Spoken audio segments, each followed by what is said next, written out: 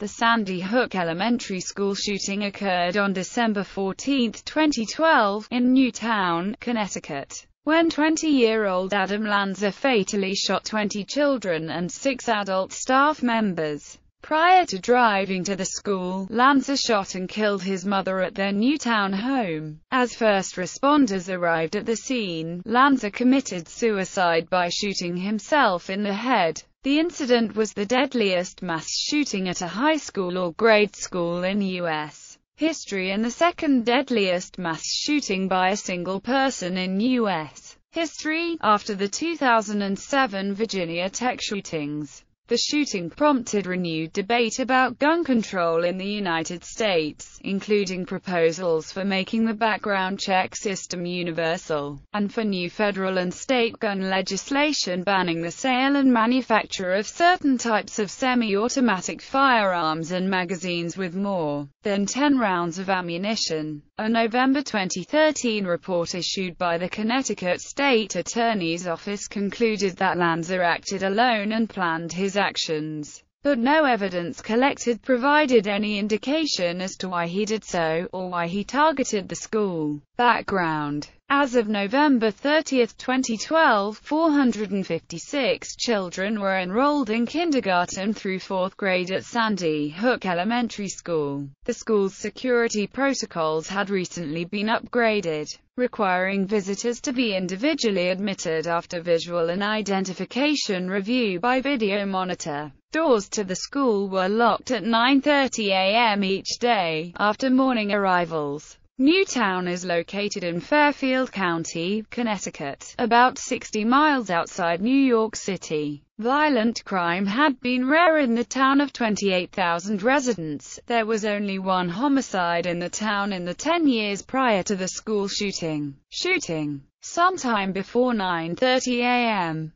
on Friday, December 14, 2012, Lanza shot and killed his mother Nancy Lanza, aged 52, at their Newtown home with a .22 caliber Savage MKEF bolt-action rifle. Investigators later found her body clad in pajamas, in her bed, with 4 gunshot wounds to her head. Lanza then drove to Sandy Hook Elementary School shortly after 9:35 a.m. using his mother's Bushmaster XM15E2S rifle. Lanza shot his way through a glass panel next to the locked front entrance doors of the school. He was wearing black clothing, yellow earplugs, sunglasses, an olive green utility vest, and was carrying magazines for the rifle. Initial reports, which had stated that he had been wearing body armor, were incorrect. Some of those present heard the initial shots on the school intercom system, which was being used for morning announcements.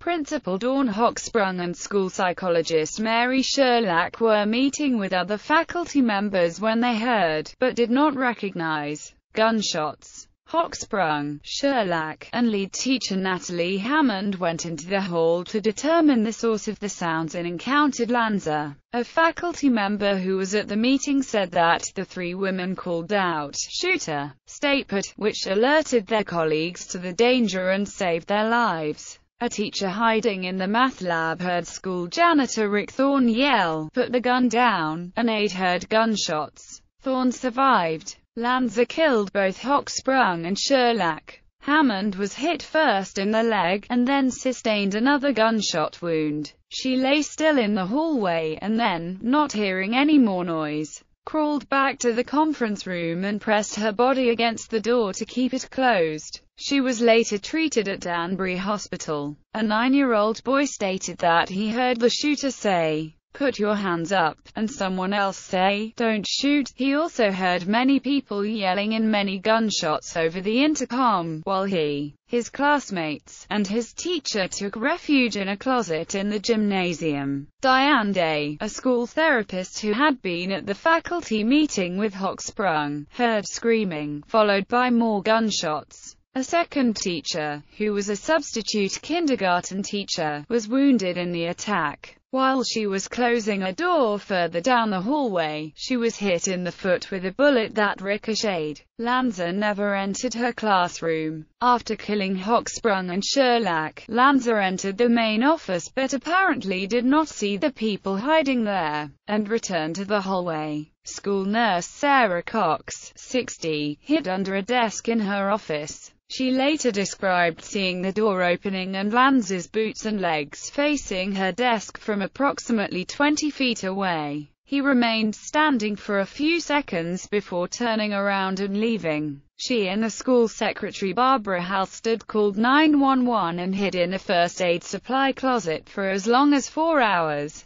Custodian Rick Thorne ran through hallways, alerting classrooms. Lanza then entered a first-grade classroom where Lauren Russo, a substitute teacher, had herded her first-grade students to the back of the room, and was trying to hide them in a bathroom, when Lanza forced his way into the classroom. Russo, Rachel Davino, and 15 students in Russo's class were all killed. 14 of the children were dead at the scene. One injured child was taken to a hospital for treatment, but was later declared dead. Most of the teachers and students were found crowded together in the bathroom. A 6-year-old girl, the sole survivor, was found by police in the classroom following the shooting. The surviving girl was hidden in one of the corners of the classroom's bathroom during the shooting. The girl's family pastor said that she survived the mass shooting by remaining still and playing dead. When she reached her mother, she said, "Mommy, I'm okay,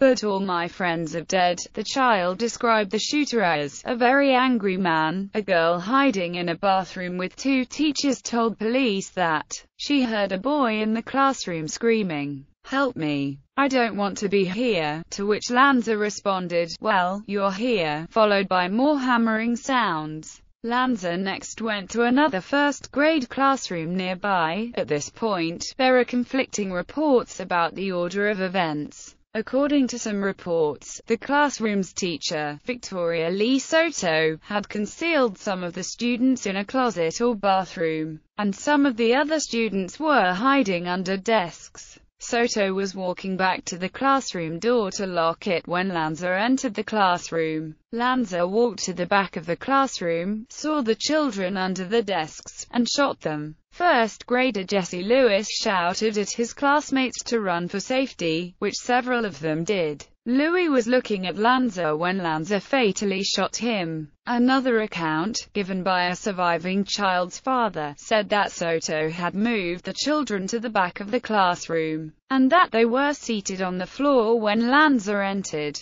According to this account, neither Lanza nor any of the occupants of the classroom spoke. Lanza stared at the people on the floor, pointed the gun at a boy seated there, but did not fire at the boy, who ultimately survived. The boy got up and ran out of the classroom and was among the survivors. A Hartford Courant report said that 6 of the children who escaped did so when Lanza stopped shooting, either because his weapon jammed or he erred in reloading it. Earlier reports said that, as Lanza entered her classroom, Soto told him that the children were in the auditorium. When several of the children came out of their hiding places and tried to run for safety, Lanza fatally shot them. Soto put herself between her students and the shooter, who then fatally shot her. Anne-Marie Murphy, the teacher's aide who worked with special needs students in SOTO's classroom, was found covering 6-year-old Dylan Hockley, who also died. Soto and 4 children were found dead in the classroom, Soto near the north wall of the room with a set of keys nearby. 1 child was taken to the hospital, but was pronounced dead. 6 surviving children from the class and a school bus driver took refuge at a nearby home. According to the official report released by the state's attorney, 9 children ran from SOTO's classroom and survived, while 2 children were found by police hiding in a class bathroom. In all, 11 children from SOTO's class survived. 5 of SOTO's students were killed. It is believed that Lanza bypassed her classroom, which was the first classroom on the left side of the hallway, possibly because Following a lockdown drill weeks earlier, Rog had failed to remove a piece of black construction paper that was covering the small window in her classroom door. Lanza may have assumed that Roig's classroom was empty because the door was closed and the window covered. School library staff Yvonne Check and Mary Ann Jacob first hid 18 children in a part of the library the school used for lockdown and practice drills. Discovering that one door would not lock, they had the children crawl into a storage room, where Check barricaded the door with a filing cabinet. Music teacher Mary Rose Christopic, 50, barricaded her fourth graders in a tiny supply closet during the rampage. Lanza arrived moments later, pounding the door and yelling, "Let me in," while the students in Christopic's class quietly hid inside. Two third-grade students, chosen as classroom helpers, were walking down the hallway to the office to deliver the morning attendance sheet as the shooting began. Teacher Abby Clements pulled both children into her classroom, where they hid. Laura Feinstein, a reading specialist at the school, gathered two students from outside her classroom and hid with them under desks after they heard gunshots. Feinstein called the school office and tried to call 911, but could not connect, due to the lack of reception on her cell phone. She hid with the children for approximately 40 minutes, at which point law enforcement came to lead them out of the room. The police heard the final shot at 9:40:03 a.m. They believe that it was Lanza shooting himself in the lower rear portion of his head with the Glock 20SF in classroom 10. Lanza was found wearing a pale green pocket vest over a black polo shirt, over a black t-shirt, black sneakers, black fingerless gloves, black socks, and a black canvas belt. Other objects found in the vicinity of Lanza include a black boonie hat and thin frame glasses. The Glock was found, apparently jammed, near Lanza, and the rifle was found several feet away from him. A 9mm Sig Sauer P226, which was not fired during the incident, was found on the shooter's person. Authorities determined that Lanza reloaded frequently during the shootings, sometimes firing only 15 rounds from a 30-round magazine. He shot all but two of his victims multiple times. One victim, 6-year-old Noah Posner, was shot multiple times. Most of the shooting took place in two first-grade classrooms near the entrance of the school. The students among the victims totaled 8 boys and 12 girls, all between 6 and 7 years of age, and the 6 adults were all women who worked at the school. Bullets were also found in at least 3 cars parked outside the school, leading police to believe that he was firing at a teacher who was standing near a window. When police interviewed survivors, a teacher recalled hearing Lanza curse, saying such things as, "Look at me," and "Come over here," and "Look at them." Police response. The first call to 911 was around 9:35 a.m. Newtown 911 police dispatch first broadcast that there was a shooting at Sandy Hook Elementary at 9:36 a.m., about 30 seconds after they received the first call. Connecticut State Police were dispatched at 9:37 a.m. Newtown police arrived at the school street at 9:39 a.m., approximately 4.5 minutes after the 911 call, and Connecticut State Police arrived at the school street at 9:46 a.m. Newtown police first entered the school at 9:45 a.m., approximately 10 minutes after the first 911 call and approximately 14 minutes after the shooting had started. This was approximately 5 minutes after the last shot was heard. No shots were fired by the police. The Newtown Police and Connecticut State Police mobilized local police dog and police tactical units, a bomb squad, and a state police helicopter. Police locked down the school and began evacuating the survivors room by room, escorting groups of students and adults away from the school. They swept the school for other shooters at least 4 times. At approximately 10 a.m., Danbury Hospital sent extra medical personnel in expectation of having to treat numerous victims. 3 wounded patients were evacuated to the hospital, where 2 children were later declared dead. The other was an unidentified adult. The New York City Medical Examiner dispatched a portable morgue to assist the authorities. The victims' bodies were removed from the school and formally identified during the night after the shooting. A state trooper was assigned to each victim's family to protect their privacy and provide them with information. On December 4, 2013, 7 911 calls relating to the shooting were made public.